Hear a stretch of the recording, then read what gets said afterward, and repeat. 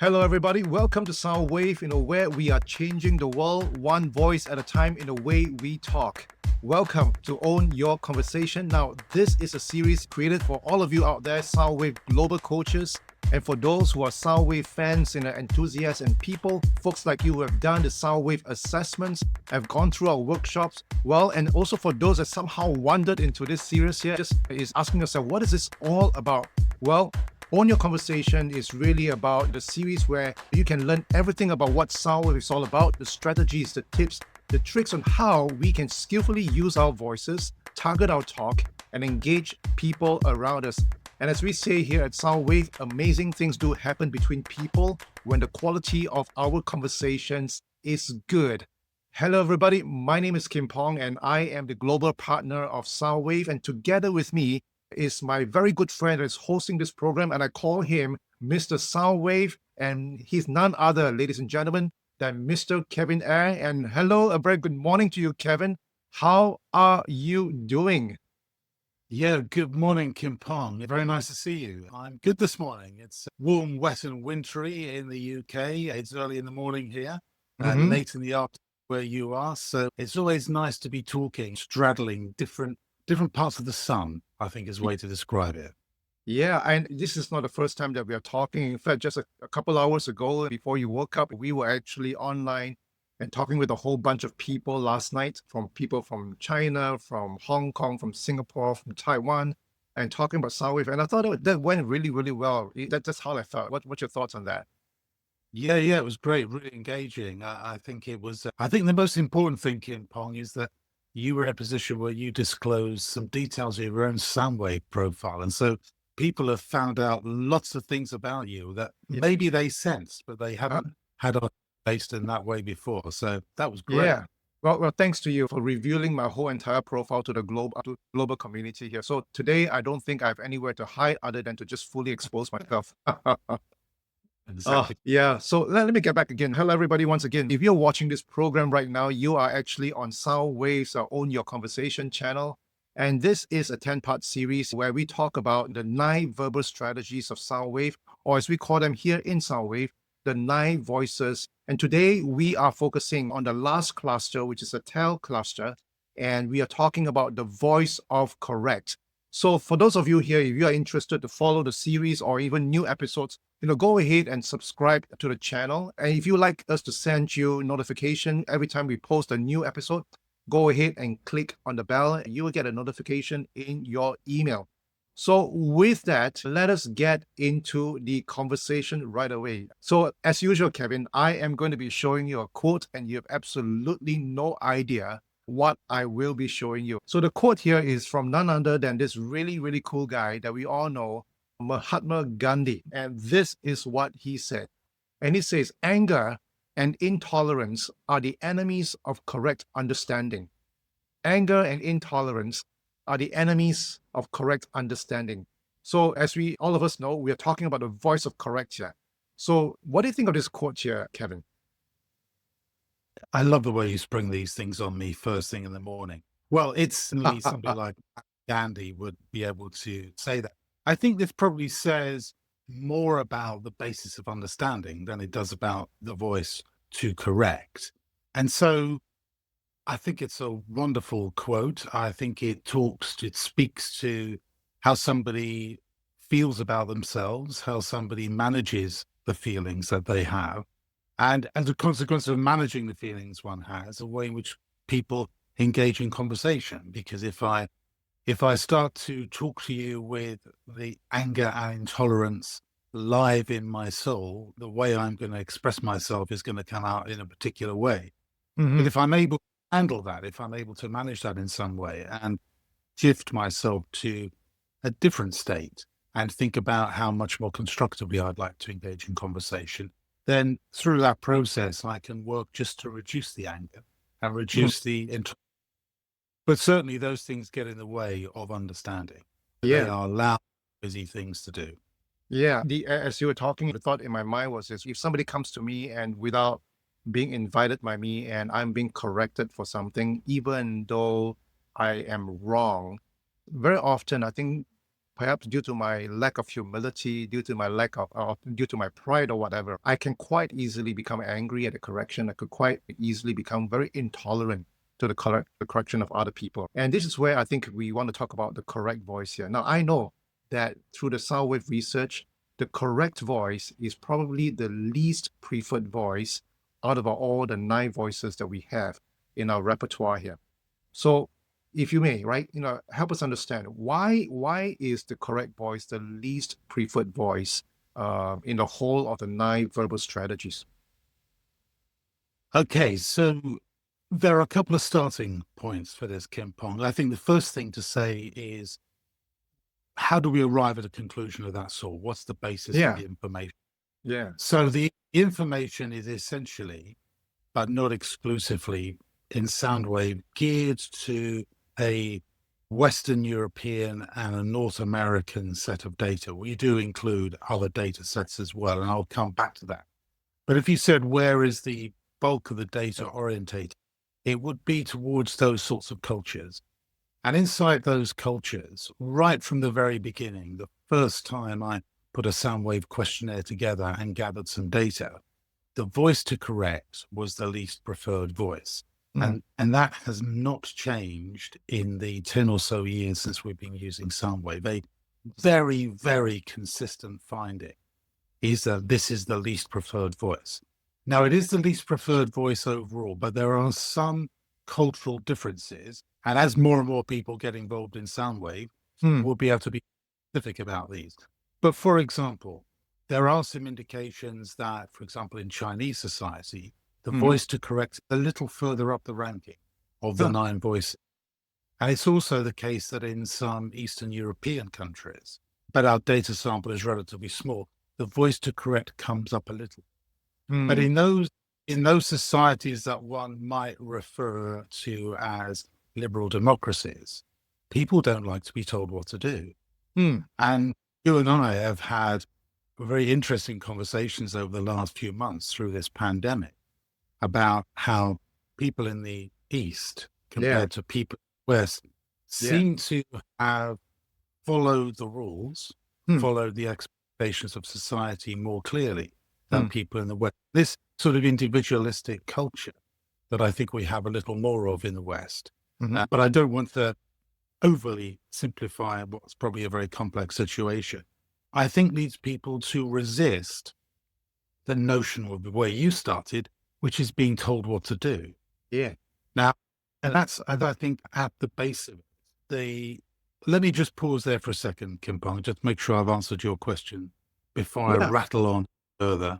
No, you're doing it in dandy Kevin fashion. You're spot on. Go ahead, carry on. Okay. Well, so let's just come back and think for a minute about what this voice is really about. So to correct somebody is really not to bark instructions at them. To correct somebody is to lay out clearly what the boundaries or the expectations or the rules are across any given situation. And there are many of them we come across in life. Okay, if I'm crossing the road, usually some sort of lighting system that tells me whether it's safe to cross the road. In some cultures, there are rules that limit people crossing the road when the light signal is red. In other societies, not so, and people make their own discretion. Right. But essentially, the voice to correct is there to provide appropriate boundaries for any situation. And often the orientation is towards allowing people to be safe and or allowing people to improve what they're doing. Yeah. Okay. So let me just interject here really quickly. So if we, and this is a question I ask pretty much on almost every episode here. What does the world look like without the voice of correct? What's the implications? I could make some very contemporary remarks about what it might look like. Please. Well, you just got to be careful about the sensitivities of the people around the world here. That's all. It's an environment where there is only license, where people can do what they like, whenever they like, however they feel like doing it. And so in its most extreme form, one might describe it socially as a type of anarchy. The world consists of rules and norms of and expectations. They vary by culture, but there isn't a culture that doesn't have some degree of rules and norms and expectations. Correct. Mhm. And the voice to correct is a way of enforcing and reinforcing those sorts of standards and expectations. Mhm. So, yeah, really simple example is if I'm walking through a factory and it's a dangerous environment to be in, typically the organization's invested in pointing out in bright yellow painting where the walkway is through that factory. And in organizations that have really constructive health and safety cultures, any individual in that organization can point to somebody when they're walking outside of the yellow lines of the safe zone and say to them, you're outside the yellow lines. It's in your interest. Get Mhm. back inside the lines. Now, that's a very simple use of the correctional voice. And you can see immediately how there is an authority that has said, this is a safe thing to do. There's customer practice that said, this is a safe thing to do. We're looking after you when we do this. Mhm. Okay. And at its most constructive, that's what the correctional voice is about. Teaching's a perfect example. Now, teachers don't spend all of their time, or good teachers don't spend all of their time merely correcting their students because No. they have to think for themselves. Mhm. But there are some things that pupils do, that students do, that require their teachers to correct what they're doing because they've Mhm. got it in the Mhm. interest of learning how to get things right. Yeah. And it's one that was a very simple thing, but depending on our culture, we respond with greater or lesser degrees of sensitivity. Mhm. And, Use of our you know, voice. yeah, I love that in what you're saying. So from the sound of it, it's is that you cannot do without the correct voice, and at the same time, you got to be really, really, how do I say, be sensitive and skillful in using the correct voice. So a question I think a lot of people are really thinking about right now is if I'm a leader, I'm a parent, I'm a teacher, how can I skillfully correct and be able to land the outcomes that we want? The outcome we should be expecting is improvement. Okay. Okay. So even if I go back to my very simple example of somebody walking through a factory floor, Mhm. when somebody is corrected, the improvement we will see is that that person will consistently walk inside the yellow lines, walk inside the safe zone. That's an improvement. Okay. Where it gets confusing is we sometimes think, or some people think, that the use of that voice is to discipline somebody. Mhm. Okay. Sometimes that is necessary. The referee handles the boundaries in any sporting game. Sometimes he has to issue the red card or the yellow Mhm. card. When in a sense, that's where the voice to correct has failed. He's had to move, or she's had to move from clarifying expectations or Right. standards and rules, Mhm. Mhm. acknowledging they've just been broken and Yeah. there's no alternative but to discipline somebody. Mhm. But it's very easy, and I think as a linguistic problem, it's very easy to confuse those two things. So I want to be really clear to anybody listening to this. Yeah. Purpose of the voice to correct is to drive improvement. It's to Mhm. drive improvement. It is not to discipline someone. Mhm. Yeah. And I think that definition is absolutely critical to the choice or to the personal choice of wanting or daring to use that correct voice. Because very often when we think about trying to correct people, it almost felt emotionally terrible for some of us to even use that voice. But yet, as we often say, where voice is needed but silence prevails, bad things happen. So I think that leads me to that original question that I was about and that I was trying to ask just now. So if that is the intended effect to bring about improvement, and yet this is a socially risky voice and it's a really sensitive voice for people that are receiving it, how can those of us who are using this particular voice be skillful? What is a skillful, or how is a skillful use of the correct voice sound like or look like? Well, the starting point is to check in on what's going on. Because let's take again, I'll stay with my factory example for the moment because it's such a Yeah. simple one. If we see somebody walk outside the yellow lines, we'll immediately have an assumption. Well, we'll make a judgment, first of all. They're doing something wrong. They Hmm. need to be. We'll make an assumption. That assumption might be, well, they're deliberately breaking the rules or they don't understand the rules. Hmm. Okay. They were not even aware that rules should exist, or they think the yellow lines are there for decorative purposes, not for safety purposes. Okay. So the first thing to do to use the voice well is probably to inquire. Mm-hmm. It's bring in a different voice and just check about the assumptions that the person we're speaking to is carrying. Can I just check with you? I like that. Yeah. How aware are you of the use of those yellow lines? Can I just check with you? What do you think the purpose is of the red line? Mm-hmm. Can I just, when do you think you were meant to have submitted this piece of work? Okay. Can I just check with you? The way you've gone about that simultaneous equation, if you've started with this and you've gone on to that, and I want to understand why you've done it. Okay. So the first thing is to understand where the person's coming from. Once you understand, Mm-hmm. then you're in a position to correct. Because if you correct on the basis of the wrong assumption, then somebody's experience of the use of that voice will be really negative, and you'll Yeah. struggle to. Yeah, I really love that whole idea of checking in on the context before we actually do the correction. Because very often, if you're a leader, if you're someone of authority, and because of your experience or whatever, you see something that's going on that is wrong. The first thing I think is quite natural without thinking is that we just kind of correct people without kind of finding out what's the background, what's been going on, what's the context. And very often how a leader responds, we either build up or we either destroy the psychological safety in the organization. And I think advice or what you just said, extremely helpful to check in around the context, verify that before we do that.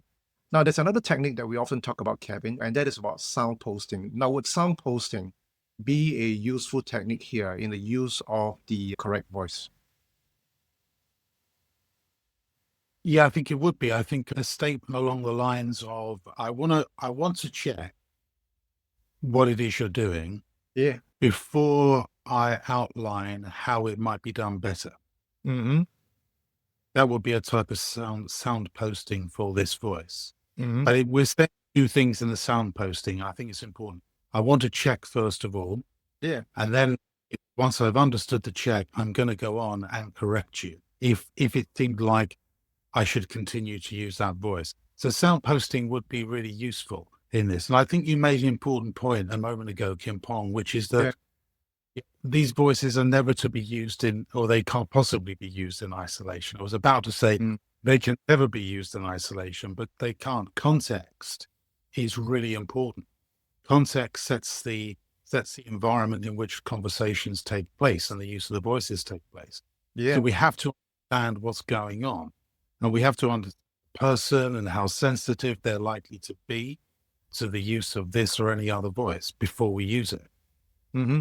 What, as you're talking, what do you think are some other voices that would be great companions of the correct voice? Interestingly, I think the voice to advise is a good Huh. companion, the voice I to I correct. didn't think that would be the answer, but yeah, tell me about it. That's kind of interesting. When I think that you can move from, because the correctional voice is much more instructionally based, it's much Okay. more about giving out position, to correct and then maybe just to soften the correction a little, to Mm-hmm. follow that up with some advice, a sort of, this specific thing is what's wrong, this has to be made right, generally for the future you might like to think Right. about. Right. Okay. Right. And ends by softening the more instructionally based, Mm-hmm. but still gives direction. It's still saying your direction of travel is south, not southeast. Mm-hmm. And a combination of those is really effective. Mm-hmm. Yeah. And what about, so that's like the post correct voice. What are some good voices to you in the pre correct voice? Either inquiring or probing. To Nice. inquire or probe before, so that you're understanding what is going on. So Mm-hmm. we abstract in some way. We look at the Yeah. voices in isolation from each other. In reality, when we're talking, things blend, things blur, combinations, and you're to ask the question, come together. And I think this is a voice where, particularly because we are aware of the sensitivity in its Mm-hmm. use, Yeah. good to with other things. Yeah. So when we are skillful in using the correct voice here, we can really bring about the impact of change, the impact of improvement in the things that we talk about. Now, there's also this whole idea that if the correct voice is used skillfully and timely with the right people in the right situation, there's this sense of assurance, there's this sense of authority, there's this sense of security. No, talk a little bit about that, Kevin.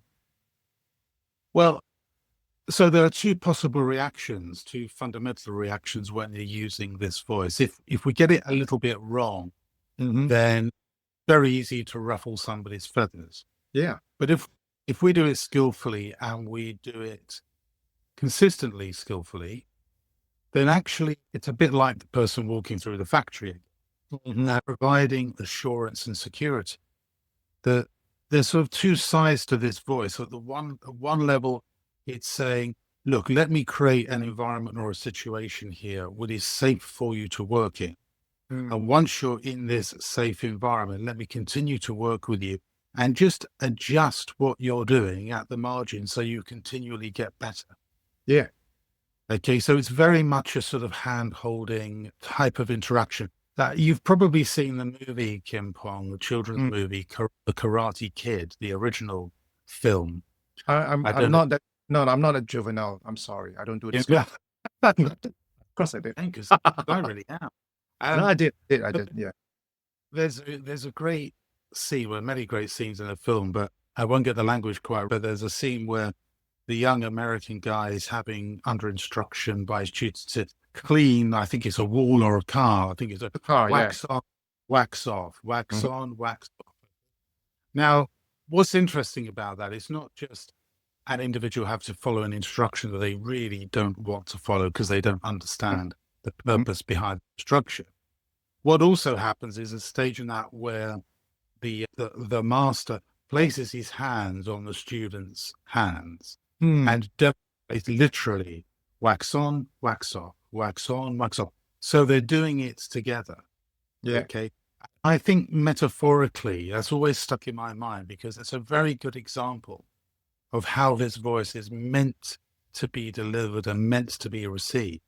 And if you get an individual to the point where they realize that they are being helped, they're being helped to do something as a basis for making something better. Yep. Then you get somebody in the right mindset. They'll be more receptive to that. But I think partly it's and certainly if I speak as a sort of Westerner, it's our reluctance or our learnt reluctance to enjoy that type of interaction that leads us to resist it. So we miss the benefit of that. Yeah. I love the movie The Karate Kid when it first came out. I've seen it. I did. I love it. It's a little bit cliche, I must say, but I think the way between the teacher and disciple relationship, and that's pretty cool. And I think this whole wax on, wax off thing, it is such a visual language that I think a lot of people actually do remember it. And actually, now that I think about it, that actually is a great scene on what correction is all about. It's not about punishment, but it's about the improvement. It's about the strokes and the stance of the guy trying to learn certain kind of kung fu and techniques or whatever. That's a really, really good one. I want to segue into this from the skillful use into the accentuated use of correct or the passive use of the voice of correct here. So walk us through a little bit here, Kevin. What happens to the correct voice when we are accentuating it? And what happens to it if we are not using it as much as we should? Go ahead. So it's quite simple, really, and we've sort of touched on it. If we move away from correct and we're too hard, then we'll end up punishing somebody. Yeah. So it's where the rules just break down, and it's not a situation. Yeah, can I just interrupt you for a minute here? I think maybe that's the reason why I'm often reacting badly to corrections of people, because I always found that when people are correcting me, they are really terrible at the use of their voice. So when they land it on me, I just feel like, my gosh, I've just been picked on. I'm not being helped here. I've just been picked on. So yeah, I just want to say I resonate totally with that. Well, so I think, so why do people do it? I think there are a couple of things. Firstly, the need to correct arrives too late in the process. So instead of intervening early, we've seen a small thing happening. Yeah. And it's not in one way or another. So we're going to have a conversation about it just to get things back on the right path. When it's done early in the process and it can be done more gently and it can be received more easily. If things are becoming difficult and somebody decides to have that tricky conversation, the Yeah. moment you think to yourself, I'm going to have this conversation, it's going to be tricky, you've left it too late. And the chances are there's an increased chance that it spins off Hmm. and it moves away from being a really helpful correctional conversation to something that's more disciplinary or Yeah. in extremis more punishing. Yeah. Okay. That's what Hmm. happens when the referee sends somebody off the pitch, they are punished. When they're put in the sin bin for 10 minutes, they're punished. Now the relationship, at least for a period of time, has broken down at that point Yeah. because in an inability just to hold somebody to Mm. the expectations or the norms that aren't set out. Mm-hmm. Mm-hmm. And we see this quite a lot for people listening to this who are involved in process improvement in their organizations. There's a desirable outcome of process improvement, which is that in completion of a task, variation is reduced. So let's imagine we're making a product. We can make the product in the same way, at the same time, at the same cost, time and time and time again. So we get a standardized way Mm-hmm. of making, of undertaking the task. Now, people being people, people will vary from the standard Mm-hmm. for a number of reasons. So it's very important that that correctional conversation comes in early and helps people go back to the standard as a basis for improvement. Now, because we don't like holding that conversation, we don't have it. And so the incidence of somebody deviating from the standard increases over time. More difficult to have the necessary conversation. Well, this is coming across to you, but there's a level of, I always experience a small level of discomfort even talking about this voice, because Mm. there's a real risk that the messaging that comes out is, aha, I have to control things much more strongly. Yeah. Okay. And that's not quite what we're saying here. If that's coming across to you. Yeah, that's the thing. So I think this is probably a voice that, from my experience in accrediting coaches around the world, that is probably one of the most difficult voices for them to grasp. Because on one hand, I think when you talk about skillful use of the voice of correct, sometimes I think a lot of coaches or a lot of people would think that, oh, to be skillful doesn't mean I have to be really gentle with the correct voice. Whereas sometimes I think it is really necessary for us to be really firm in the use of the correct voice, or really strong, or maybe a little bit hotter in the tonality of that voice. So the question really is what is the trick here? What is it that's going to help people figure out that difference, when to be gentle, when to be firm, when to be stronger in the use of the particular voice? The word I would keep in mind is be clear. So the use of the words of the voice to correct works at its best Mhm. where people are clear and people are brief. Mm. Okay. So Hold on. People are clear and people are brief. brief. Okay. So one of the mistakes so it's all in the messaging here. One of the mistakes that people might make when they're using the voice is to keep talking. So they'll Oh. try and assuage the individual. They'll try and make them feel okay. No. People need to feel just a very, very slight edge. There isn't a conversation to be had here because walking outside of those yellow lines is not a safe thing to do. So this Mm. is a really clear, a very short, brief, but a respectful conversation. Yeah. Yeah. It's in your interest to walk inside these lines because you're safe inside them. You're not safe outside. Oh. There isn't a lengthy conversation to have. And maybe I won't rehearse this with you. This wouldn't be fair, but there's No. a little workshop routine that I sometimes run. It's really interesting to see what happens. So I say, if I'm your coach, you're paying me lots of money to turn up for coaching sessions. And we've had 2 coaching sessions so far, Mhm. and I've been late on both occasions. Your Mhm. time is precious. Okay. Mhm. This is our 3rd meeting. It Mhm. was due to start at midday, and it's now 5 minutes past midday. You're looking outside your office window. You can see my Mercedes pulling up in the car park, and you can see me ambling from the Mercedes to the office building. You need Okay. to talk to me. What are you going to say, and how are you going to say it? Hmm. Now, this is a situation that calls for the appropriate use of the voice to correct. And the other instruction I give the people is, you value the coaching. You just don't like the fact that Kevin thinks he can turn up late on every occasion. Hmm. And so I say, what are you going to say? Now, Yeah. without going through the whole thing, if I caricature it, one of two things happens.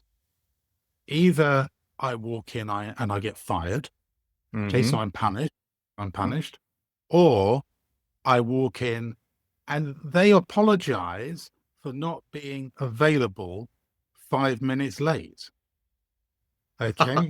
Now I'm characterizing slightly, Seriously? Oh my but gosh. but this is not untrue.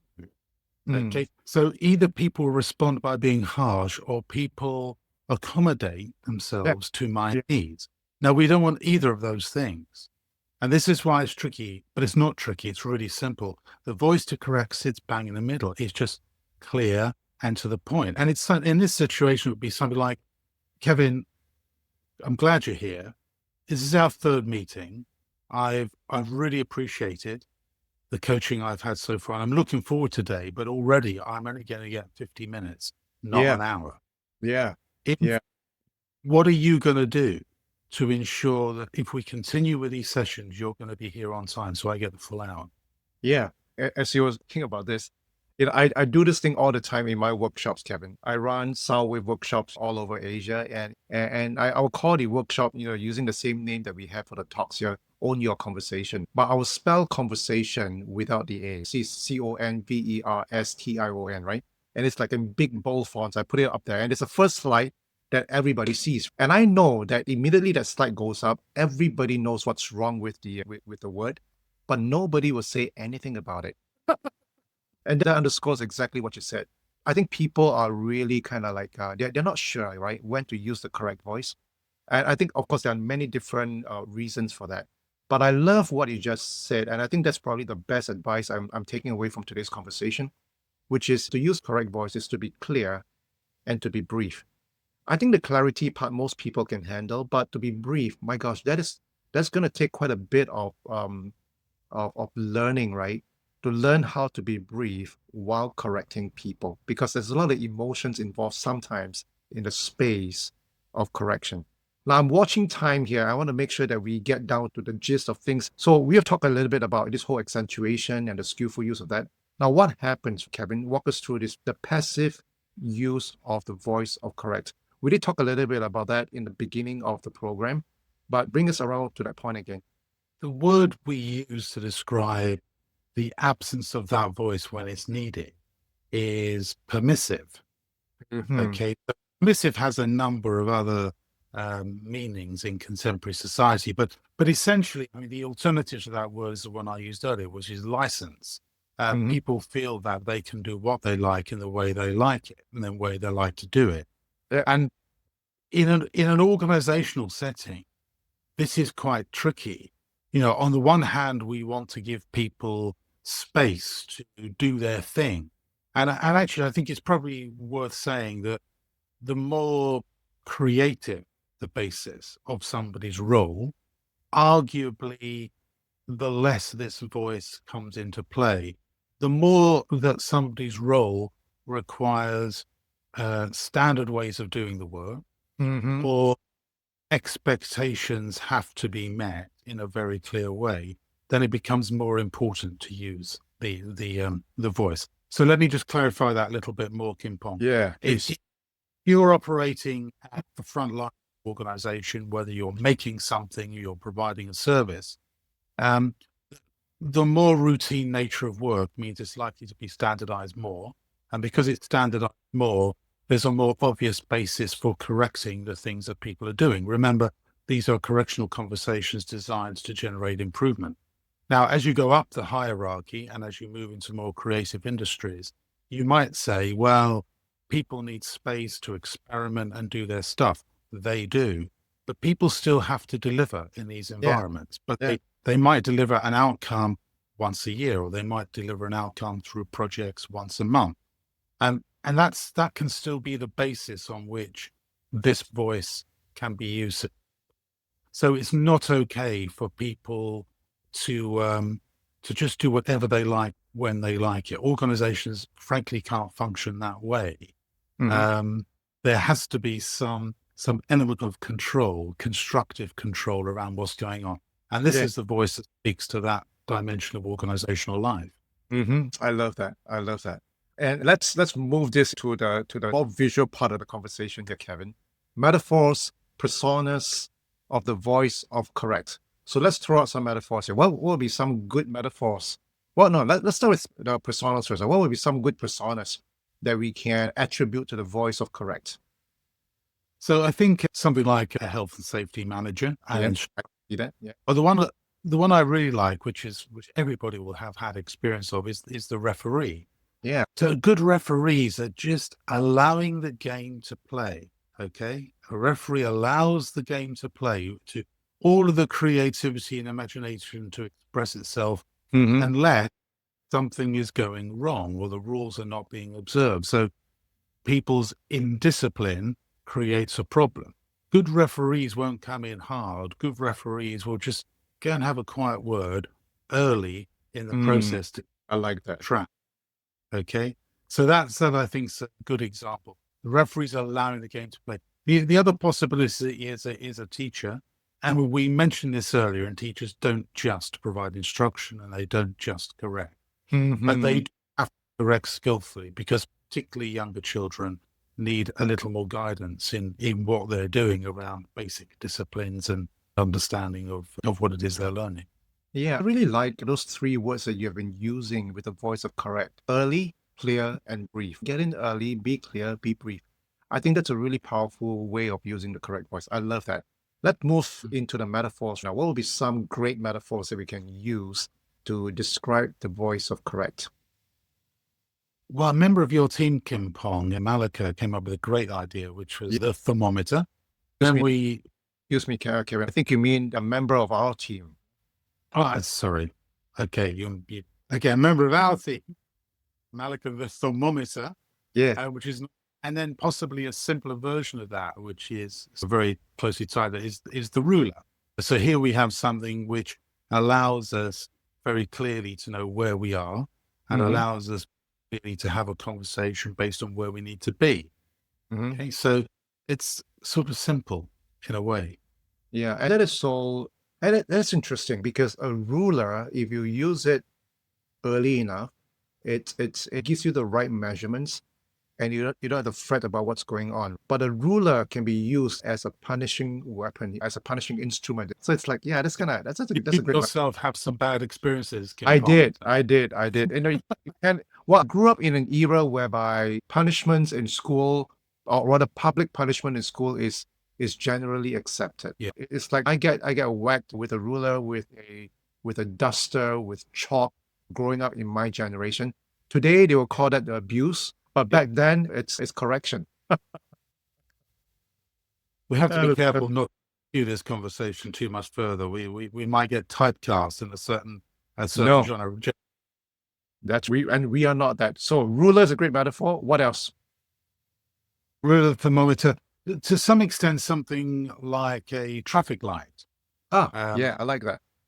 Mhm. The red, green, amber. Yeah, it's the same sort of thing here. This is a little less to do with improvement. It's much more compliance based, but it's also about security, safety, Yes, yes. avoiding risk. It's the management of that. It's the security piece. So in a sense, what this voice is doing, it's taking care of these two dimensions. Mhm. It's trying to provide an environment in which people can feel safe and secure to do their thing.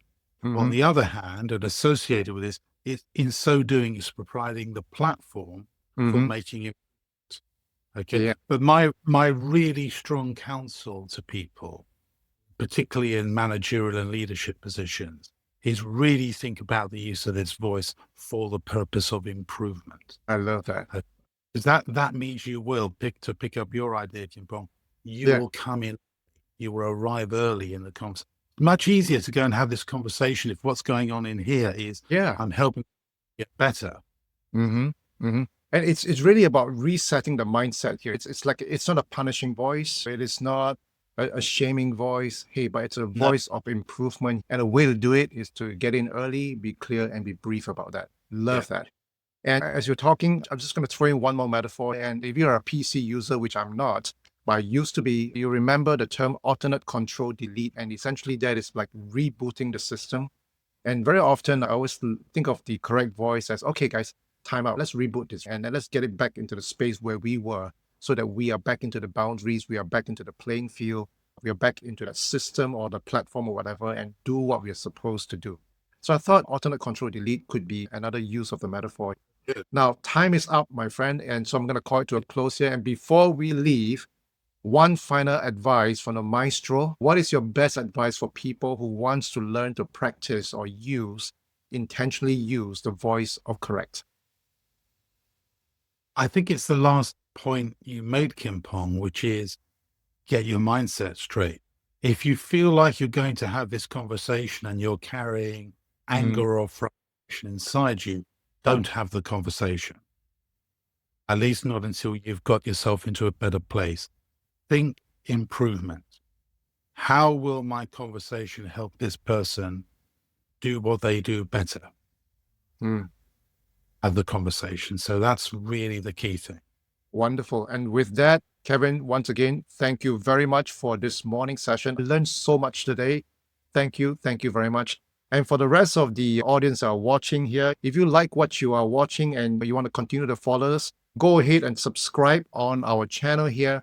And if you want us to notify you every time we post a new episode, go ahead and click on the bell and we'll send you an email every time we post something up on the page. For those of you who kind of stumble into this and you're just wondering, oh, how do I get to know about my voices? Well, go ahead and scan this QR code and you'll bring you to the website where you would actually be able to purchase a Brilliance 3 assessment code, where for a very small cost, you will be able to figure out what are your top 3 preferred voices that you use every day in your conversations, in your dialogue with people around you. So with that, ladies and gentlemen, I want to say thank you very much. And I usually end this with my typical strap line of shift the dialogue, change the conversation, and shift the culture. But today I'm going to use a different strap line. So today I'm going to say good night, everybody. Think about how you talk because there's definitely a better way to talk. So with that, everybody, take care. Bye-bye. Bye-bye.